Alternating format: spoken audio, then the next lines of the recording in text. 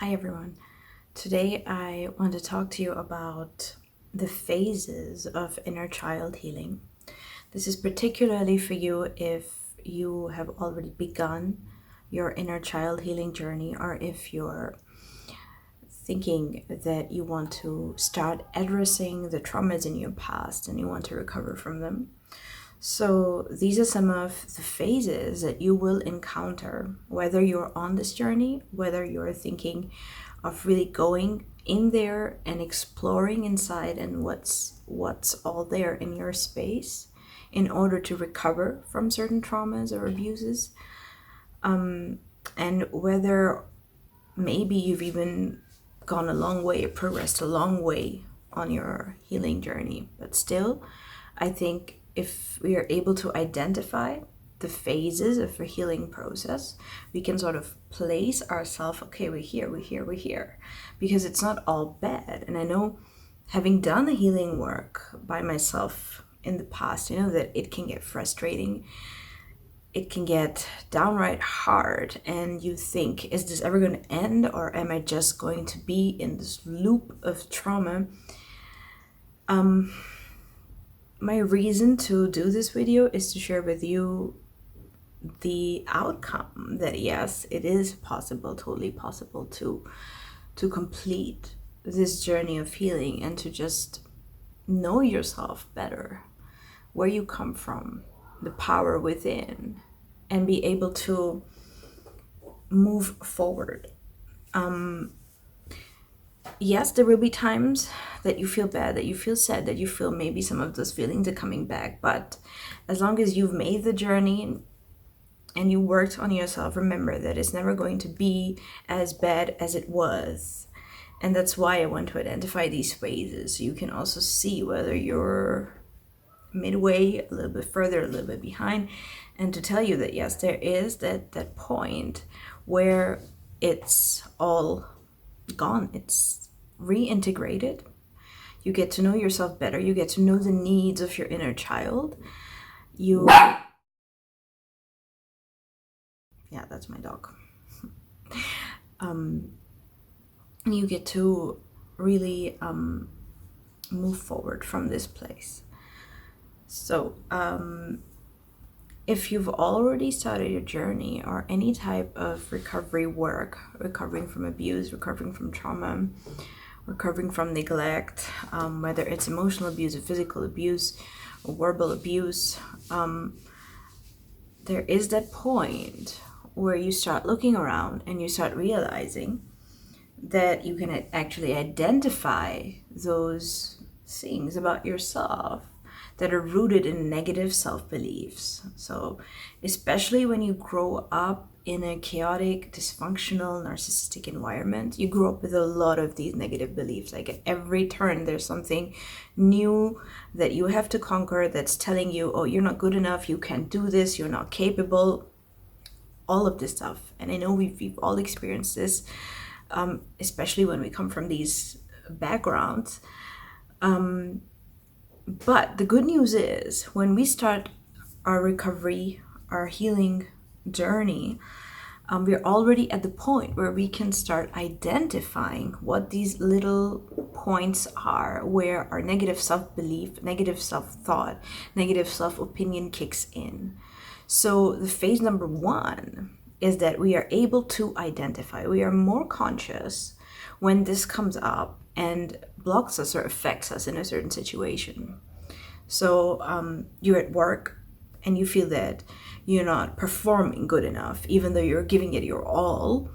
Remember that you can then tell, okay, this is not my fault. I didn't make this mistake, or I perform good. It's probably someone else on the team, it's an environment, it's some external situation. It has nothing to do with me.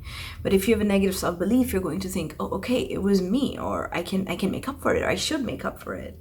But once you identify this, then you're able to be more conscious when it comes up and tell it to go away, to go back. It's like, no, it's not me. This is one of those patterns that I'm used to from my past, and it's coming in right now. I can see it, I can notice it, and I'm just going to try and quiet it down. and not really believe those negative things it's saying. So that's phase 1.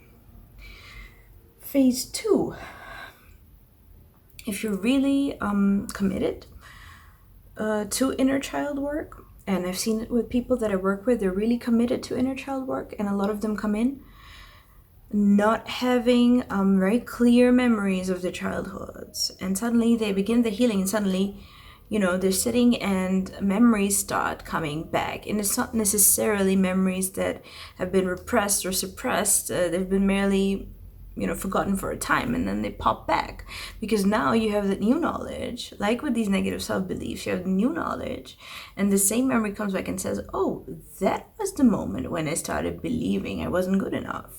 And there are going to be loads of memories like that are going to start coming back, and you're going to see them in a new light and realize a lot of what your negative beliefs are coming from these little bits and pieces of your history.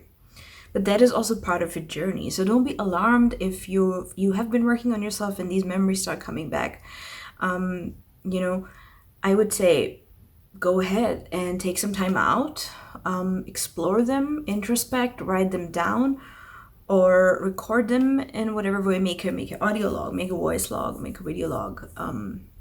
Just process them with this new insight that you have now because of your recovery, because of your healing, and try to see, okay, this is what happened, and then try to tell yourself, okay, but now I'm not that child anymore.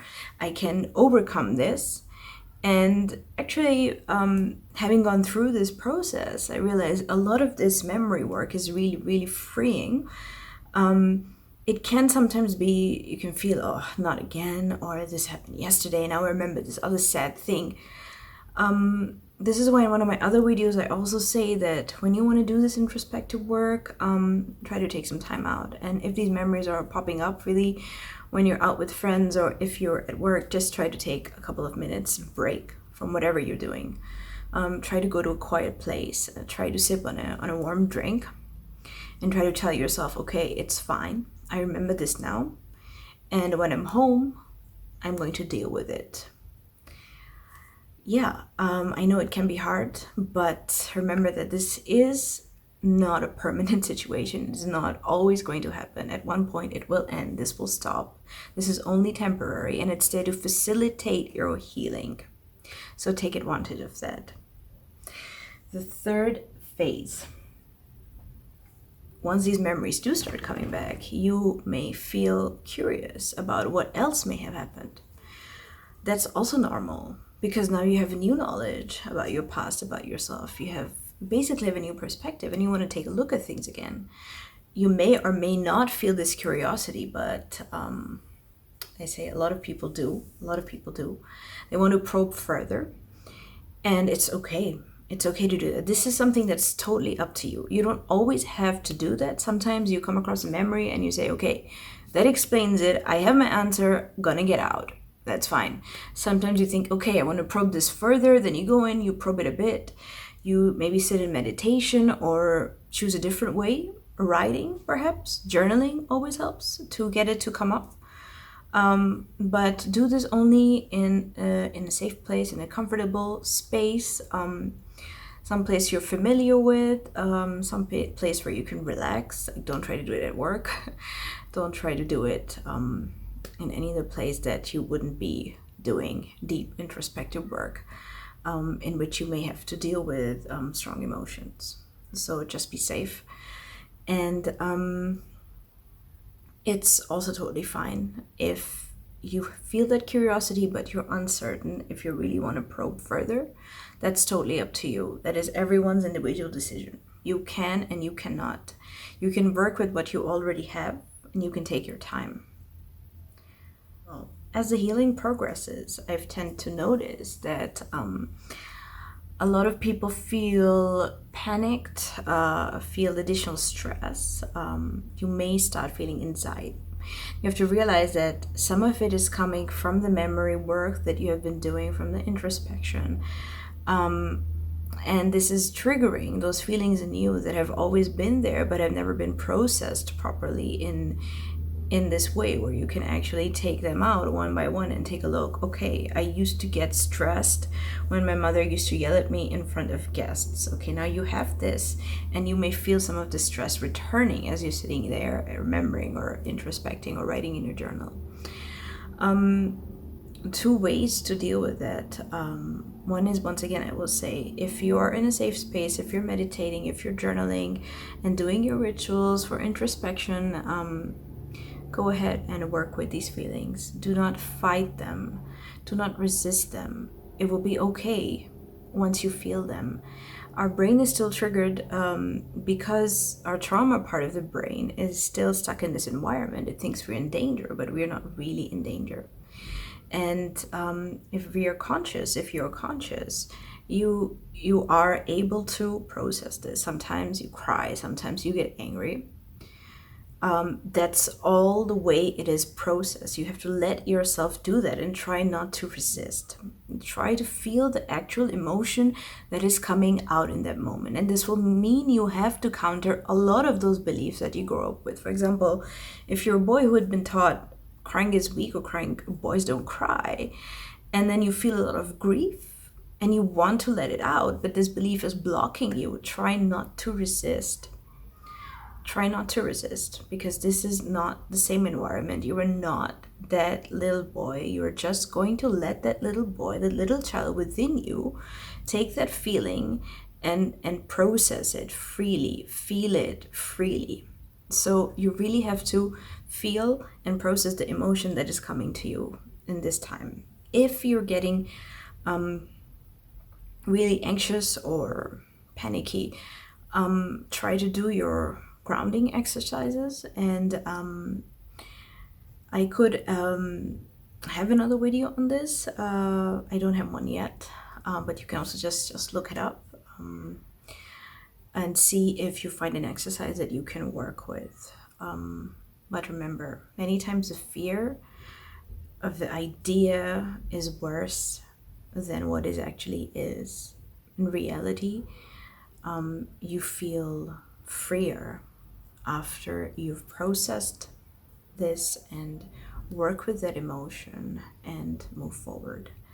And rely on your support communities, rely on your partner if he or she is supportive, rely on people around you, a good friend, if you feel that it's really getting bad. But remember, just like in PTSD or CPTSD, it gets worse before it gets better. So you're really on the path to healing. You're really on the way to conquering it. And at this point, you're feeling, okay, I may not be able to do it, but remember, you will. This is temporary. It's not permanent. And the last one in this part, the last phase, the temptation to go back to the situation you were in before you started your healing, whether it was a relationship, whether it was with your parents, with your family, or whatever abusive environment that you're trying to recover from. So remember that the temptation will be there. You will want to go back to that because that's where you're comfortable. And especially if you're anxious and stressed, you will feel, okay, this is maybe not worth it. What am I doing? I'm just going to go back, Don't do it. That temptation is just a test you have to resist. It will not help you in the long term. What will help you is to be persistent, stay persistent and consistent with your healing work. And remember, all temptations are coming in to suck you back into the feeling of comfort that you were used to before you began your healing. So remember that, and avoid those toxic environments and those toxic people that put you in that situation. Don't go back. The rest of the videos, the rest of the phases, I will cover in part 2. That's when things begin to get better. So watch this space. I'll be back with part 2 soon. Take care of yourself, and remember, feel free to email me or reach me if you have questions. And have a blessed week.